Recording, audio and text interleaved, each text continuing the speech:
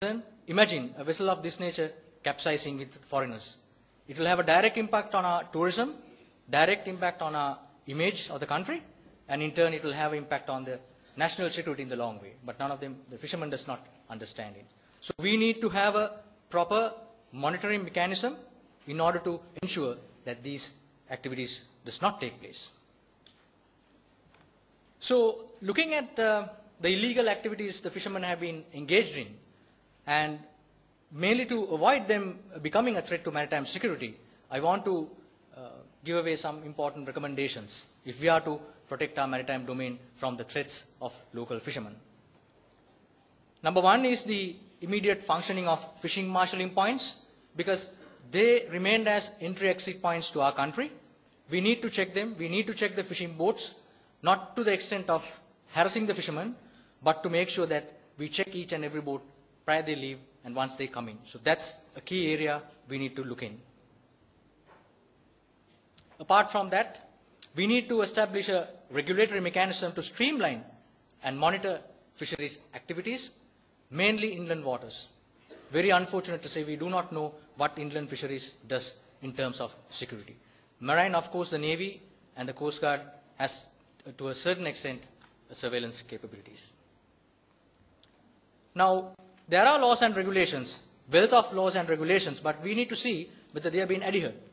And also, we need to introduce certain new laws and regulations in terms of fisheries industries. Now, if you see the boat ordinance in Sri Lanka, it is a 1900-old doctrine, basically law. The fine is about 5 rupees for not carrying a permit. So that's the nature. We need to really look at this aspect.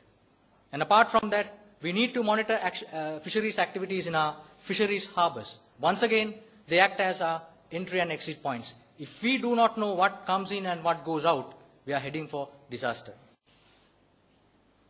And I see lack of details pertaining to fisheries information, especially when it comes to Australian smuggling issue. We need to form up a comprehensive database, including inland fisheries sector also. And none of the vessels carry vessel identification systems, that is a VIS, the monitoring system. If we have these kind of equipment placed on all type of vessels, the Navy would be very comfortable in monitoring them, because we have radars all along the coast. And as the Navy cannot place in all around the coastal belt, I suggest that we base a fishing community-based monitoring network so that it will help us.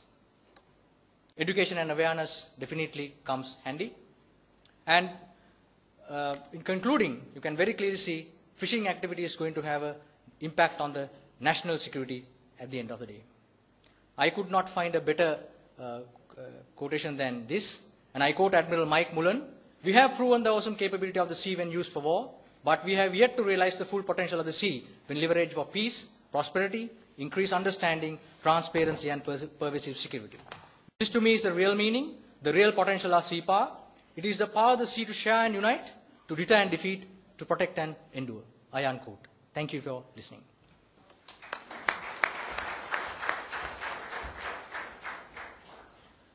Thank you, Commander Joseph. That was a very interesting presentation, and you brought out certain features like the maritime resources, the need to harness them and to see that these are not destroyed completely by bottom trawling, which is happening very frequently.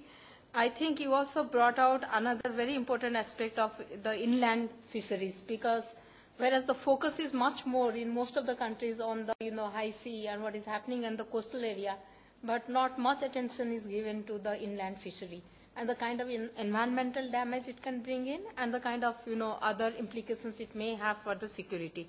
Those are very, very interesting aspect, and I think the vessel identification number which you said, some of the time even I heard also in the context of the Indian fishermen who are coming for fishing, they are also given the GPRS system, but they don't use it, either they throw it. So the thing is that even if you have a vessel identification system, one is not very sure whether they will keep it, because if they want to really follow the law, they actually would not need it. And since you are putting it, I'm not very sure how effective that will be.